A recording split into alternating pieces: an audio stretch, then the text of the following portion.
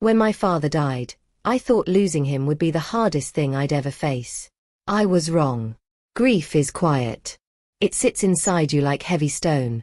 No sound, just weight. But betrayal has a voice. It laughs when you cry. I still remember the smell of lilies mixed with rain that morning. Everyone wore black. Everyone except my uncle. He walked in wearing a shiny grey suit, the kind that screams for attention, and a smile that didn't belong at a funeral. At first, I thought maybe it was nerves. Maybe grief made people act strange. But then I heard it, that laugh. Not a slip.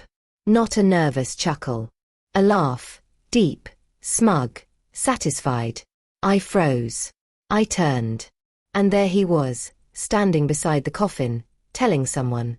At least now the company's in better hands. My stomach dropped. My hands started shaking, but I didn't say a word. I looked at my mother, pale, holding the edge of her seat, pretending not to hear. And for a moment, I wondered if anyone else noticed. No one looked up. Maybe they were used to him. My father once told me, "Grace, dignity is power. Never let anger speak before truth." So I stayed quiet. I swallowed the rage, the humiliation, and every tear that burned behind my eyes. Because in that silence, something inside me changed. He thought my silence meant defeat. But silence was just the start of my plan. After the funeral, the house felt hollow, like grief had moved into every corner. My mother barely spoke. She kept saying, "Your father trusted Richard. Don't think about business now." But I couldn't stop thinking about it. Every time I replayed that laugh in my head, something inside me twisted tighter. A week later, I went to my father's office. The smell of his cologne still clung to the leather chair. His desk was clean. Too clean. No files. No contracts.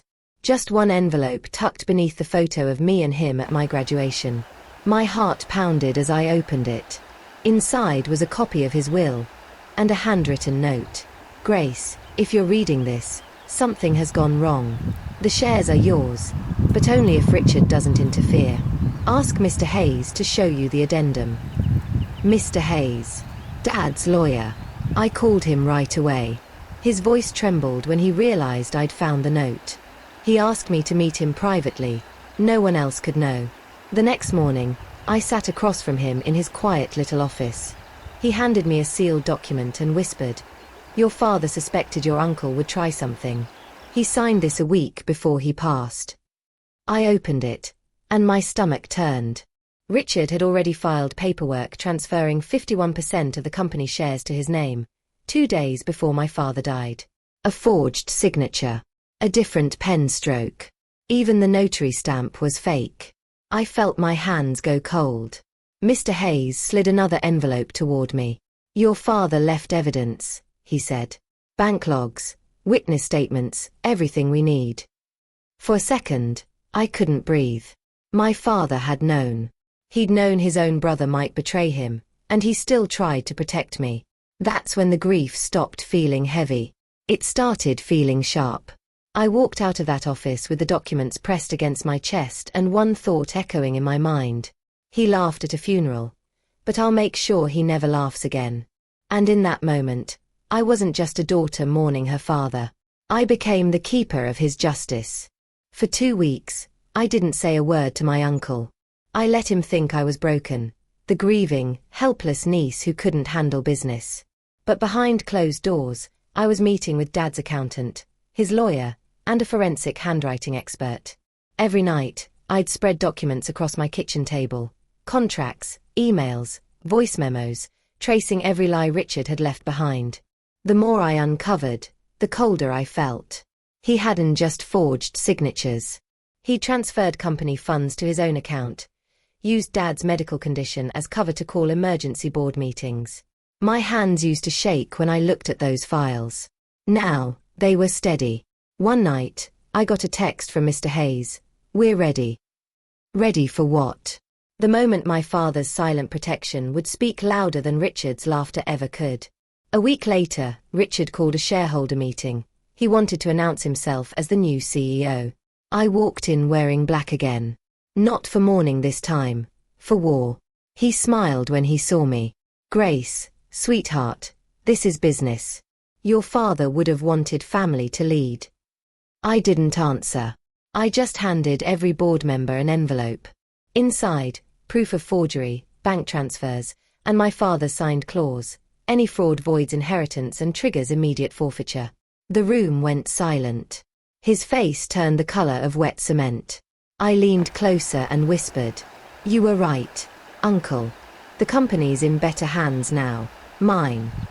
When security escorted him out, he tried to laugh again. But this time, the sound caught in his throat. I didn't gloat. I didn't shout.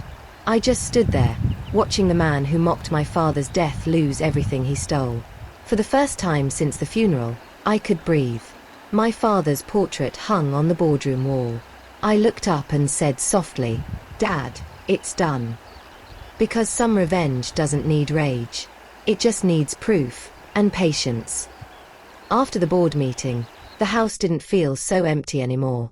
My father's study still smelled like cedar and coffee, but the silence had changed. It wasn't the silence of loss anymore. It was peace. Richard disappeared from our lives after that day. He sold his car, moved to another state, maybe chasing another quick win. I didn't follow his story. I didn't need to. Some stories end better left unwatched. The company began to heal too. People who had worked under my father stayed, not out of loyalty to me, but to the values he taught them. I kept his picture on my desk, right where it used to sit on his. Sometimes, during late nights, I'd hear his voice in my head again. "Don't fight anger with noise, Grace. Fight it with truth." That truth became my armor. On the anniversary of his passing, I visited his grave alone. The grass had grown back. The air smelled like rain again. I placed one white lily, his favorite, and said quietly, "It's over now, Dad. He can't hurt us anymore." For a long moment, I just stood there. I realized revenge hadn't brought happiness. It brought balance. It reminded me that love doesn't end with death, and justice doesn't always roar. Sometimes, it whispers. As I turned to leave, I looked back one last time. The same man who laughed at that funeral had been silenced, not by violence, not by rage, but by his own greed. And in that quiet moment, I finally smiled. Because I understood what my father meant when he said, "Dignity is the loudest revenge of all." If you were in my place, would you have done the same? Tell me in the comments. I'd love to know what you would do. And if this story touched you, take a second to like this video, subscribe, and turn on notifications, so you never miss more real stories of justice, betrayal, and redemption. Because sometimes, the best revenge stories don't end with shouting. They end in silence and peace.